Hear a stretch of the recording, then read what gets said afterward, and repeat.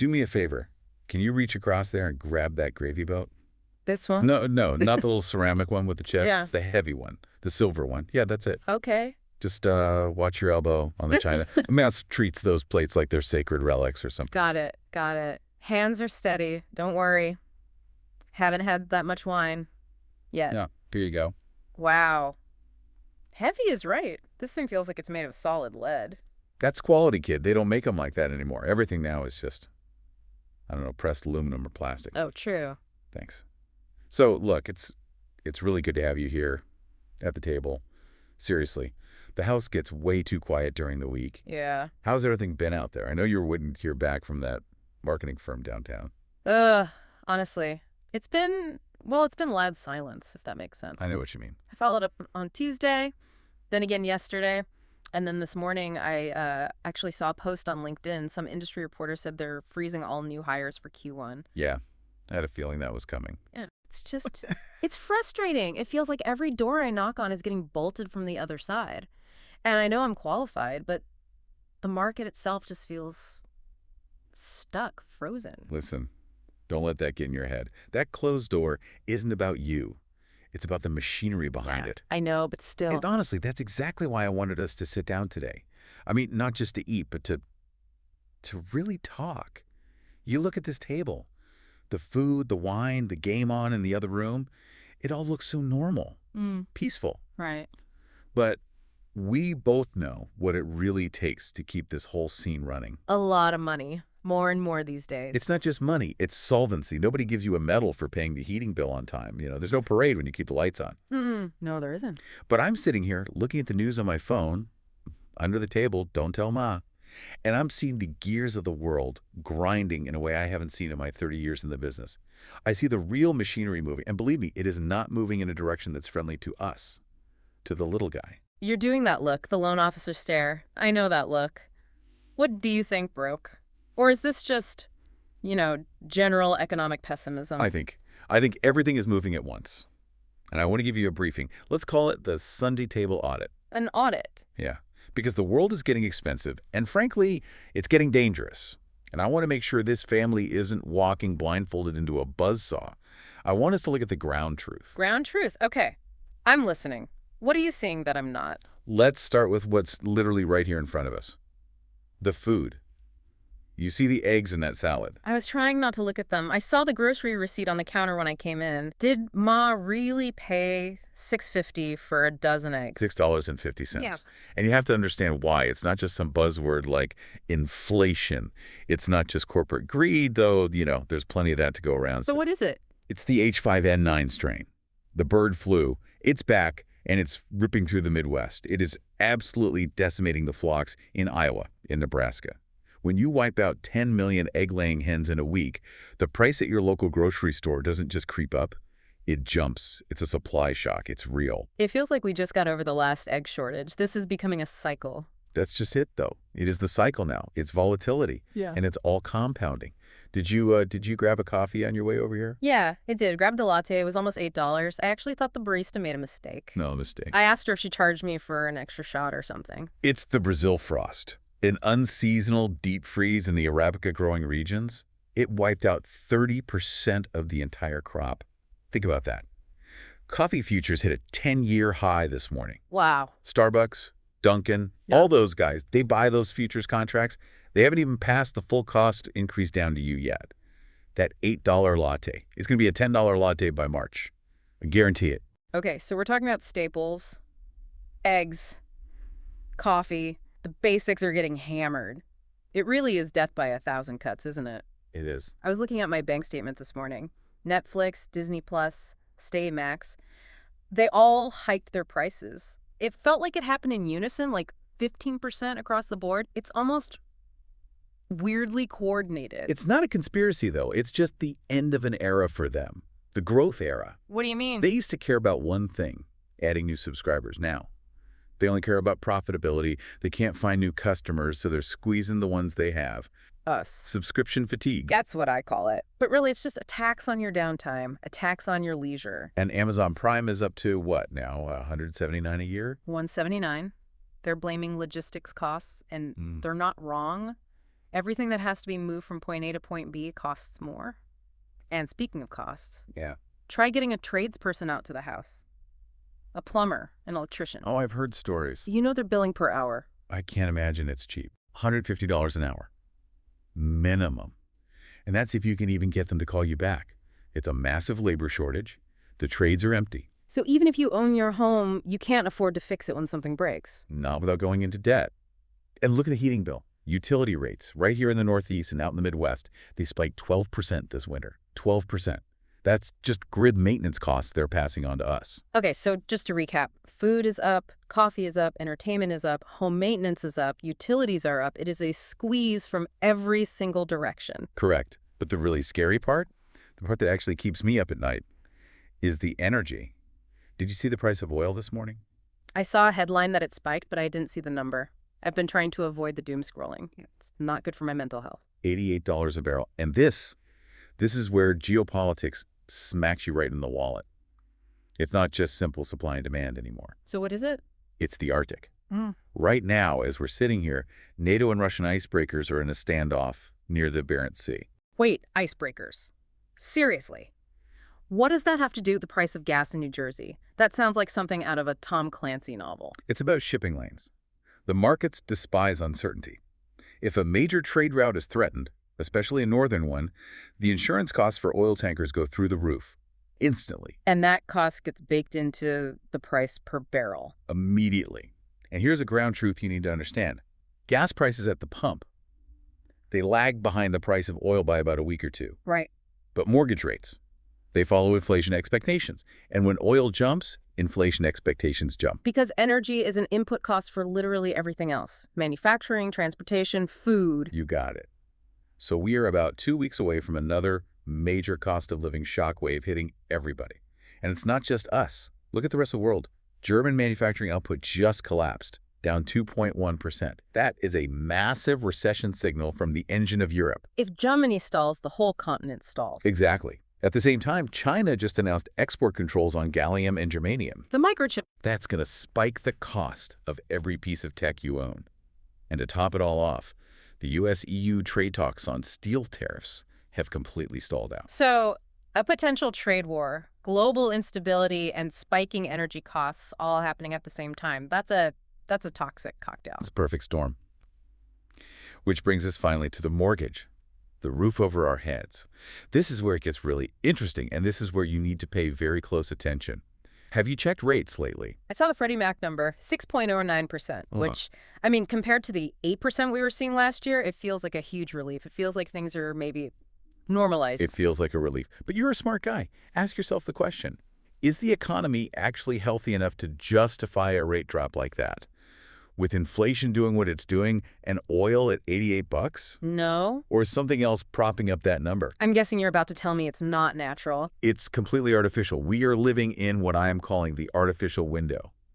That 6.09% rate exists for one reason and one reason only. The directive President Trump signed back on January 8th, the Trump put. Okay, I've heard that term thrown around on the news, but break it down for me. What exactly is a put in this context? All right, let's unpack it. Imagine the mortgage market is just a giant bucket of IOUs, mortgage-backed securities. Okay. Normally, big investors buy those IOUs. Pension funds, foreign governments, you name it. But if they get scared of inflation, they demand a higher interest rate to take on that risk. Makes sense. Right now, those investors are very nervous. They see all the same things we just talked about. They want 7, maybe 8% interest. But on January 8th, the president ordered the government to step in and buy $200 billion worth of those IOUs itself. So the government is basically acting as the buyer of last resort. They're creating artificial demand to prop up the market. Bingo. They flooded the market with artificial demand. And when demand goes up, the price, or in this case, the yield you pay as interest, comes down. So that 6.09% isn't what the free market thinks your loan is worth. It's what the government is subsidizing it to be. But $200 billion? I mean, is that a lot? In the grand scheme of the U.S. economy, it sounds like a drop in the bucket. That's the exact right question to ask. It sounds huge to us, right? Yeah. But the U.S. mortgage market eats billions for breakfast. That $200 billion is a finite pool of cash. It's running out fast. So it was a shot of adrenaline, not a cure for the disease. A perfect way to put it. Yeah. And once that money is gone, and it will be gone soon, We go right back to reality. And reality, with inflation where it is a 7.5% mortgage rate, at least. So this really is a limited time offer. It's a coupon. You remember those blue Bed Bath & Beyond coupons Ma used to hoard in the junk drawer? The 20% off one-item ones? Yeah, she had a stack of them like 3 inches thick. I think she actually cried when they went out of business. Right. Well, the government just handed everybody a 20% off your interest rate coupon on January 8th. But here's the catch. They didn't put an expiration date on it. And the market is about to expire it for us. The bond market is trying to rip that coupon right out of your hands maybe as soon as next week. You are standing at the checkout counter holding this thing. Do you use it now, or do you gamble and see if it's still good next month? Okay, I get the analogy, but what makes you so sure it's going to end next week? Why not next month or the month after? The technicals. You have to look at the 10-year Treasury yield. That's the main benchmark for mortgage rates. It's the North Star. Everything follows the 10-year. And right now, the 10-year is banging its head against a ceiling, a hard ceiling at 4.05%. We call that a resistance level. Resistance level. Sounds like something from Star Wars. What does it actually mean in practice? It's trader talk. It means that for weeks, every single time the rate tried to push past 4.05%, buyers would step in and push it back down. But today, it's testing it again, and it's pushing hard. And if it breaks through? If it breaks technicals, if it crosses that line and stays there for more than a few hours, the floodgates open. The computer algorithms that run most of the bond trading will automatically trigger massive sell orders. Rates could jump 0.5% in 48 hours, maybe more. So we are literally standing on a cliff edge. We are dangling off of it. And that's not even the only threat. There's also the Fed leak. Right, I heard about that. That was what, January 24th? A leak from some regional Fed staffer. Yesterday. And it suggests there's some serious dissent within the Fed about their plan to pause rate hikes. The entire market thinks they're going to pause on January 29th. It's priced in. But this leak says maybe not. This leak says there's a fracture. Some of them want to keep hiking. Now, if they don't pause, or even if they just sound aggressive and hawkish in the press conference, the market is going to absolutely punish borrowers. My advice to anyone who will listen, lock your rate before that press conference. Because if you wait until after, you're just gambling on the outcome. You're not just gambling. You're playing Russian roulette with your net worth. And remember the oil prices. 88 a barrel. And mortgage rates lag oil by about 2 weeks. We have a 2-week head start right now. We can see the inflation coming, but it hasn't hit the mortgage rates yet. Freddie Mac even put out a statement explicitly warning that volatility remains high. So floating your rate is not a strategy. Floating is gambling, locking is strategy, period. And if everyone figures this out at the same time and rushes to lock, You get lender capacity throttling. The Mortgage Bankers Association is already predicting an 8% jump in application volume. When volume spikes like that, lenders can't keep up, so what do? raise their prices. They raise their margins just to slow down the fire hose of applications. You could end up paying a higher rate next week just because the bank is too busy to handle your file today. It's always supply and demand. If everyone rushes for the door at once, the price of admission goes up. Always. And you have to consider the stagflation hedge. Visa and MasterCard just released their data. Spending on goods is down, people are buying less stuff, but prices are still high. That's the literal definition of stagflation. And in a stagflationary environment, rates do not drop quickly. A fixed monthly payment is your only real defense. Plus, the Treasury just announced they're auctioning off another $110 billion in new debt, And to find buyers for that, they have to offer a higher yield. which means mortgage rates have to rise to compete for investors' money. It's all connected. So, okay, the idea of waiting for rates to drop further, say down to 5.5%, that's a huge risk. It's an asymmetric risk. That's the key. Call it the weight calculation. Waiting for rates to hit 5.5% might save you, what, $150 a month on a loan? Something like that. But risking a return to 7.5%, that costs you an extra $600 a month. The potential pain is 4 times greater than the potential gain. The math overwhelmingly favors taking action now. It's like that gas station analogy you always bring up. Exactly. Have you ever noticed how the price of gas at the pump jumps the second there's a bad news headline about oil? Every single time. But it takes months for it to come back down. It drives me crazy. Mortgage rates work the exact same way. Oil hit $88 this morning. The gas station of mortgage lending hasn't changed the big sign on the road yet. It still says 6.09%. But the tanker truck is pulling in. The tanker truck of inflation is pulling into the station right now. We need to fill up your tank before the guy comes out and changes the numbers on that sign for good. That's a very vivid image. Okay, so I get it. The window is artificial and it's closing fast. But let's shift gears. Let's talk about the household budget. You brought up the eggs, the heating bill. Why should someone refinance if rates are still at 6%? If I have a 3% or 4% rate from a few years ago, swapping that for a 6% just seems like bad math on the surface. It's bad rate math, I'll give you that. But it might be life-saving cash flow math. And that brings us to the second part of this, the silent inflation defense. You know the story of the boiling frog, right? Of course. You put a frog in boiling water, it jumps out. But if you put it in cold water and slowly heat it up, It boils to death because it never perceives the gradual change in temperature as a threat. That is this family's wallet right now. That is every family's wallet. we're all being slowly boiled? The eggs went up $2, your Netflix went up $5, the train ticket to the city went up $20, the homeowner's insurance, God, the insurance went up $300 a month. None of those individual hits are enough to make you panic and jump out of the pot. But collectively, you're boiling. You're saying we're bleeding out from a dozen small cuts. I'm saying your so-called fixed costs are not fixed anymore. They're actively attacking you. And the mortgage is the only major cost in your life that you can actually control. You can't negotiate with the grocery store. So how does refinancing help? Look at it as the eggflation buffer.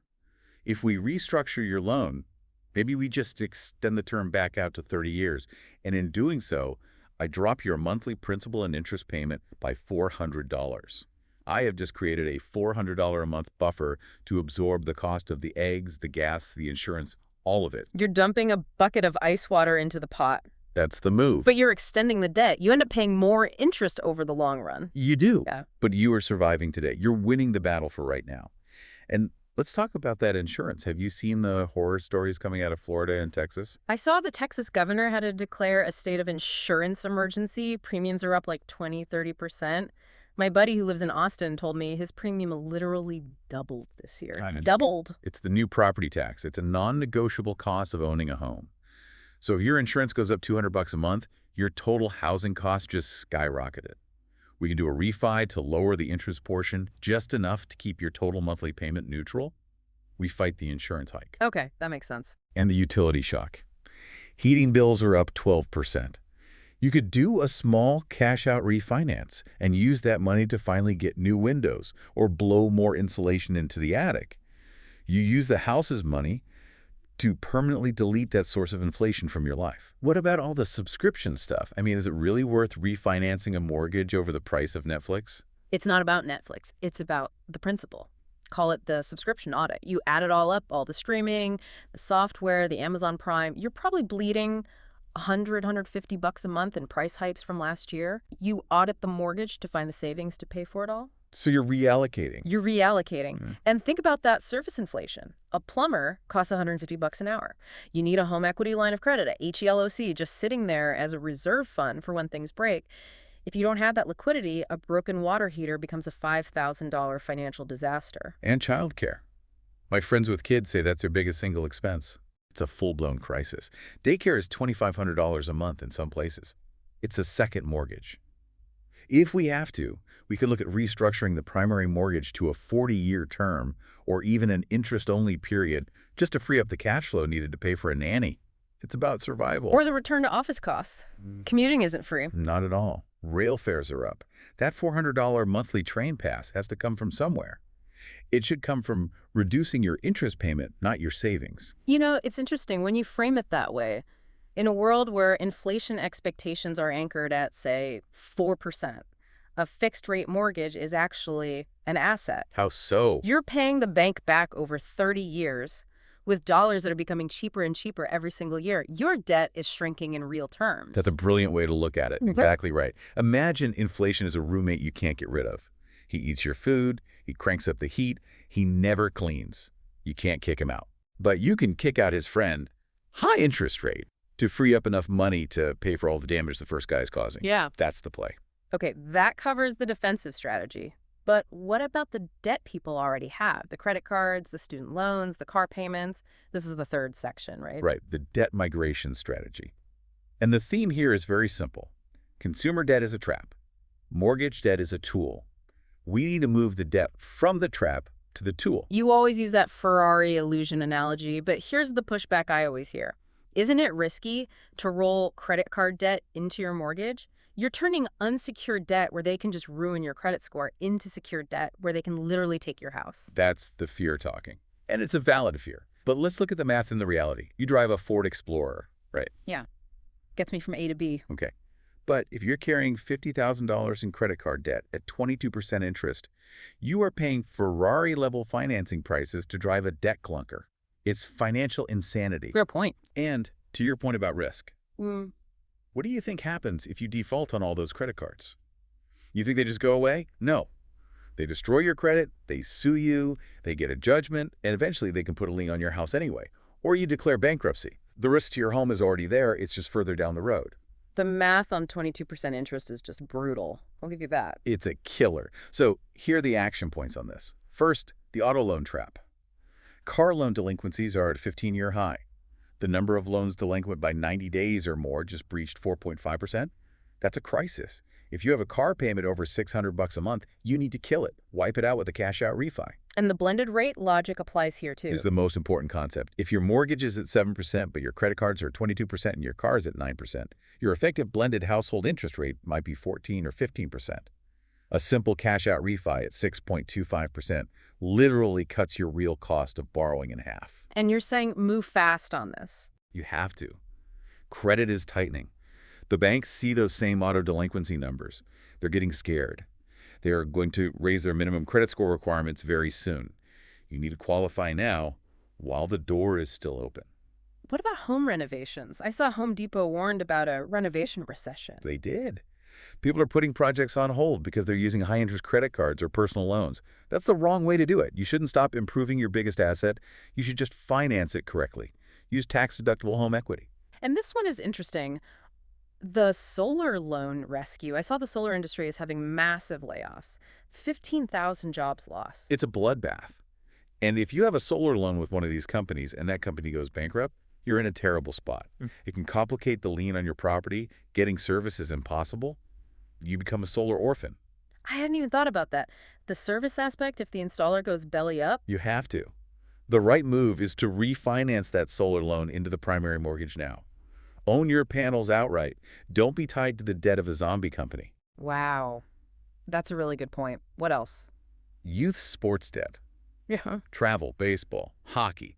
It costs parents $6,000, $7,000 a year. They're putting it on Visa. That is bad debt. Move it to the mortgage where it costs 6%, not 26%. Or medical debt. Medical debt is a huge one. A lot of insurance plans just dropped coverage for drugs like Ozempic. For a diabetic, that could be a new unbudgeted $1,000 a month expense.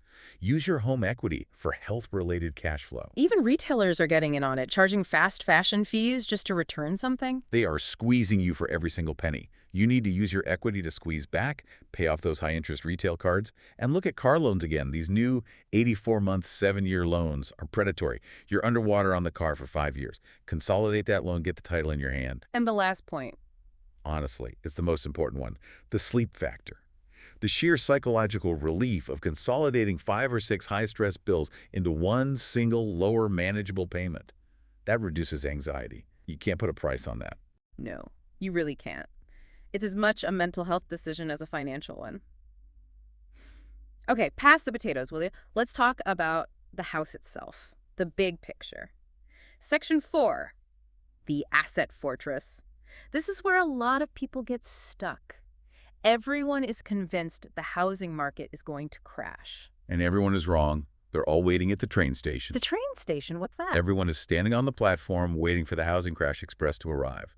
They think they're going to hop on and buy a house for pennies on the dollar like it's 2009 all over again. And it's not coming. It's not coming, kid. Blackstone bought the train. The only train leaving this station is the Market Value Express. You're talking about the big institutional buyers? I'm talking about the institutional floor they've built under the market. In 2008, when people defaulted, the banks foreclosed and flooded the market with cheap inventory. Prices collapsed. Today, if a house goes into foreclosure, half the time it doesn't even hit the open market. Blackstone just launched a $10 billion distressed credit fund. They are buying the bad mortgage debt directly from the banks before it even becomes a listing. So they're vacuuming up all the distress supply before regular people even get a chance to see it. Exactly. A floor has been put under the market. There will be no 2008-style crash. And now look at the other side of the equation, demand. We are seeing an inventory thaw. Listings are up about 20% according to Realtor.com, but this is just a temporary window, a chance to buy before the peak 33 demographic wave hits. Peak 33, what's that? The largest generation in American history is the millennials. The peak birth year for that generation was 1991. They're all turning 33 this year. 33 is the median age of the first-time homebuyer in America. So you have millions of people all hitting peak home buying age at the exact same time. Millions of people who are suddenly desperate for a backyard and a good school district, all flooding into the market at once. High demand, artificially constrained supply, and an institutional floor. That is not a recipe for a price crash. It's a recipe for rocket fuel. And you have to understand that real estate is incredibly local now. It's called regional decoupling. The Northeast and the Midwest are still hitting all-time price highs. The Sun Belt is softening a bit.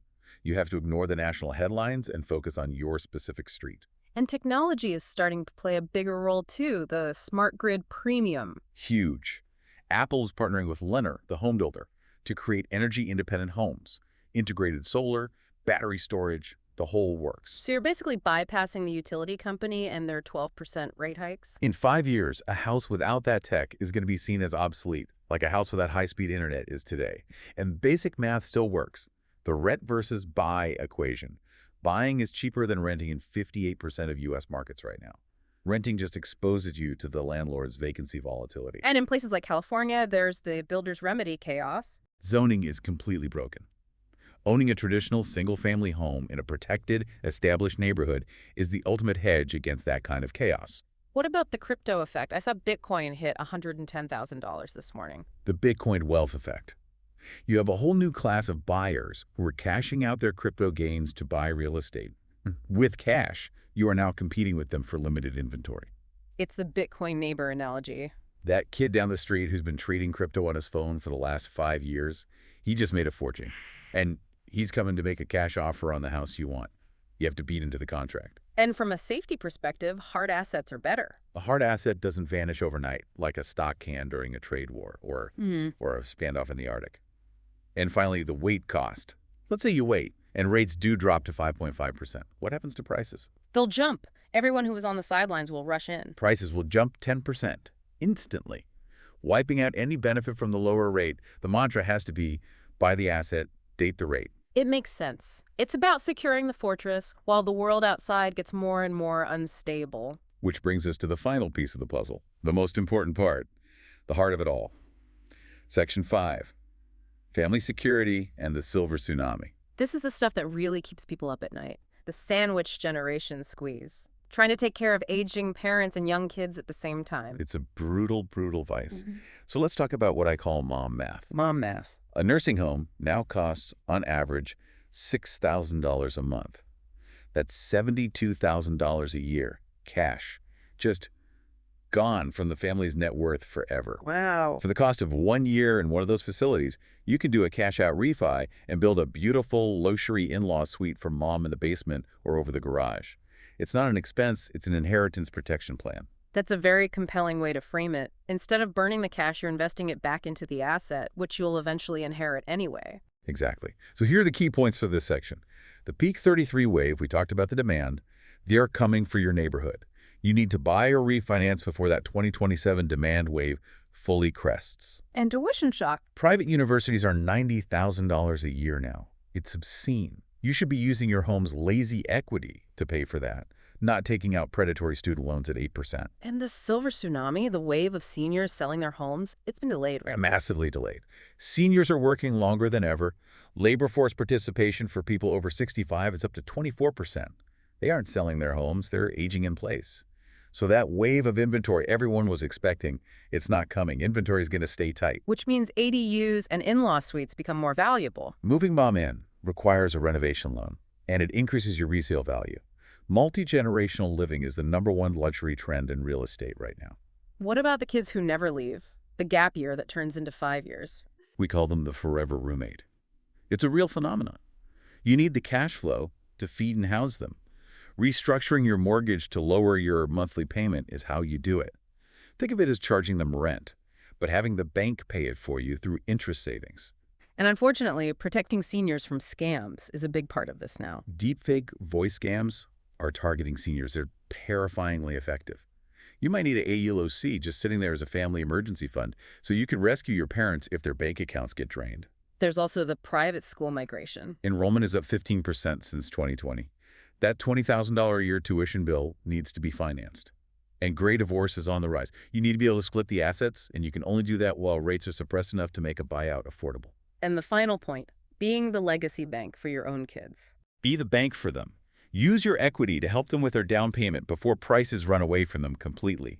Instead of paying $90,000 a year for tuition in a dorm room, use that money to buy a condo in the college town. That's the dorm room rent analogy. You convert a receipt into an asset. So, looking at this whole picture, the coffee, the breaking bond market, the government's temporary coupon, it's a lot. It feels overwhelming. What's the actual move? The move is to change your mindset. You have to stop thinking like a consumer and start acting like the CFO of your own life. What's the difference? A consumer complains about the price of eggs.